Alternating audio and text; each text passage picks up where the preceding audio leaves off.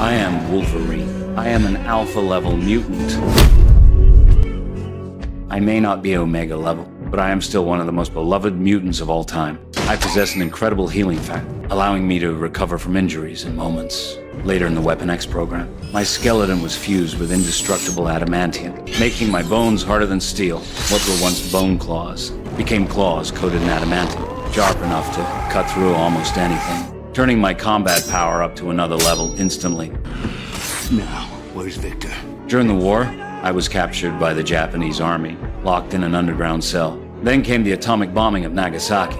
The soldiers on the surface tried to flee, but it was already too late to escape the blast. The young officer decided to release the prisoners. He opened my cage. Seconds later, a blinding flash and a devastating shockwave rushed toward us. I pulled him down instantly and used my own body to shield him. My skin and muscles burned away layer by layer in the searing heat, until only my adamantium skeleton remained.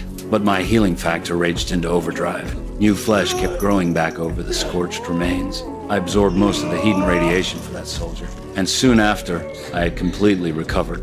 Monster. No pain? You have no... Oh yeah, pain. Plenty of pain. Later, mutants were seen as a global threat. The government began developing a so-called cure to suppress mutant powers. Magneto led an uprising of mutants and resistance. In the end, Jean Grey was consumed by the Phoenix Force, unleashing destructive power on a godlike scale, reducing everything around her to dust. I'm the only one who can stop her. Get everyone to safety. Go! I knew if this continued, there would be no stopping her. So I forced myself to walk toward her step by step. Each time I moved closer, my body was torn apart again and again. But my healing factor restored me in an instant. And when I finally reached Jean... You would die for them. No, not for them. For you. I love you. I had no choice but to end her life with my own hands.